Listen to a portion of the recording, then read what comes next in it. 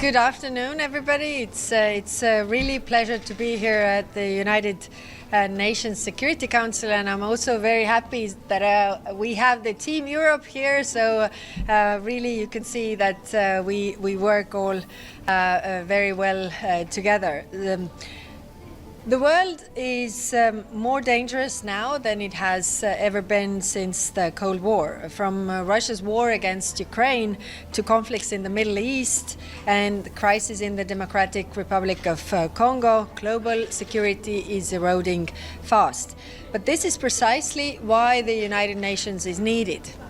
Without it, the world would face even a greater chaos. The European Union is the United Nations' most reliable partner and the world's largest donor of development aid. Europe plays a major role in the UN-led security efforts, contributing over a fifth of the UN peacekeeping budget. The EU is also a security provider in its own right, with over 20 missions and operations worldwide.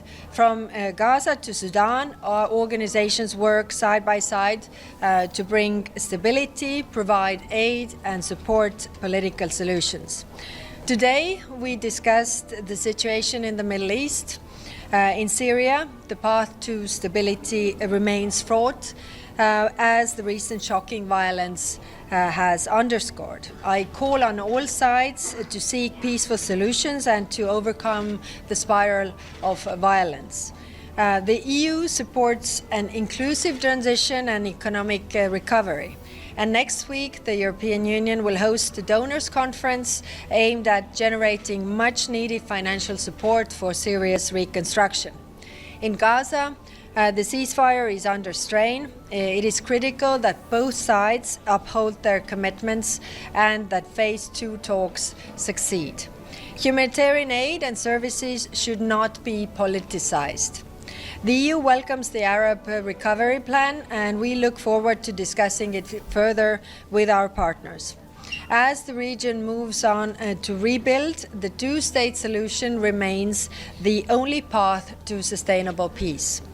The Security Council also discussed Russia's war against Ukraine. Moscow's war is nothing more than a colonial assault and an unjust invasion of a sovereign neighbor. Nobody wants peace more than the Ukrainian people, who are bombarded every day. I agree with the President Trump that the killing must stop. Putin can end this war instantly. All he needs to do is stop bombing Ukraine. Instead, Russian attacks have intensified in recent days, once again showing that Russia does not want peace. Any deal with Putin must be backed by strong security guarantees. Russia's track record of broken treaties leaves no room for trust. In response to Russia's threat, EU leaders have pledged to massively increase military spending, not to provoke a conflict with Russia, but to prevent it. As we strengthen Europe, the EU will remain a predictable, reliable, and credible partner for the United Nations. Yes, the world is ablaze today, but the multilateral system we built remains the best path to a more stable world. So thank you, and I'm happy to take some questions. Michelle Nichols, Reuters. Thank you so much for the briefing. President Trump said recently that the EU was created to screw the US. That was obviously in relation to trade, but how do you feel the EU can overcome that antagonism so you're not completely sidelined on key issues like Ukraine?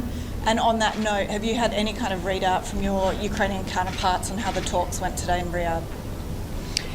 Yes, thank you for the question. First, Europe is a peace project, and it was created so that there wouldn't be any wars among the members of the European Union, and we don't have those wars. We don't also have trade wars between ourselves because we have the internal market. When it comes to being a major player in the geopolitical sphere, I think right now everything, our relations with third parties around the world show that everybody's looking at us because we are the reliable, the predictable partner. So I really see the possibility to grow also Europe's geopolitical presence. When it comes to the talks right now, then the messages that we get from Ukraine that these talks are very constructive. So we will look forward to more news from there. Sherwin, South African Broadcasting. Madam Kallas, I wonder if you could preview the upcoming EU-South Africa summit in Cape Town, which EU Commission leadership will attend, particularly as my context has framed it here, in the context that Europe has been attacked by the United States, in the main Donald Trump and Elon Musk, as has South Africa. I wonder if you can frame this upcoming meeting in that context and also in the context of South Africa's G20 presidency. Thanks.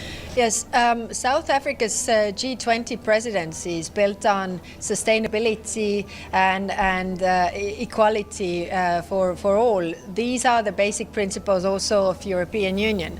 So we see a lot of cooperation points. And I was just in South Africa in preparation for the summit with the ministers, and I can say that we found a lot of points of cooperation when it comes to energy cooperation, when it comes to critical raw materials, but also security arrangements. So I think there's a lot of room for cooperation, and I also think that the shifts in geopolitics really give Europe the possibility to build these relationships really anew. Pam Falk, U.S. News and World Report. Thank you, High Representative. It's Pamela Falk, U.S. News and World Report. More on Ukraine. The real question is, Ukraine, as you know better than anyone, has divided the European Union, U.S. here at the UN, among other places. A follow-up on the earlier question, what is your best hope of what comes out of Saudi Arabia talks? Thank you. Thank you.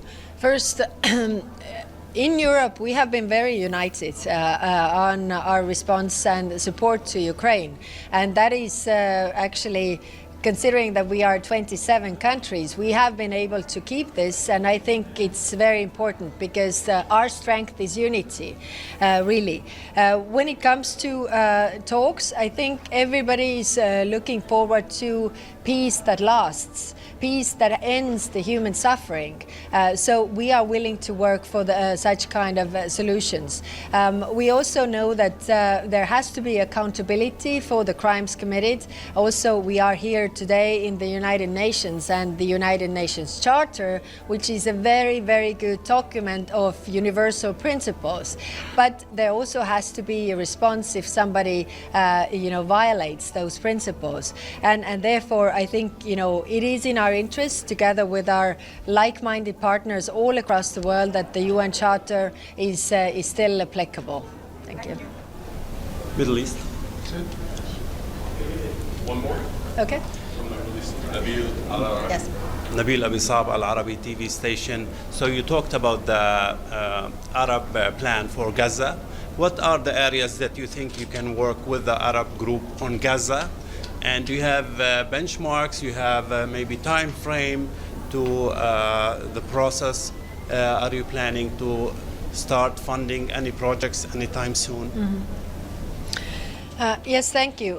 We are in close cooperation with our Arab partners, and we are studying the plan carefully and also seeing what could be our contribution. It is clear that for any kind of reconstruction there has to be stability and peace. Otherwise, it is very hard to build this, and therefore the governance of Gaza is extremely important discussion point, where European Union sees also the role to be, mediating partner there. We definitely want to see the governance of Gaza so that, Palestinians have their rights respected, and we will closely cooperate with our Arab partners. How can we build this further before we discuss any kind of, additional funding? Thank you very much. Thank you. Thank you.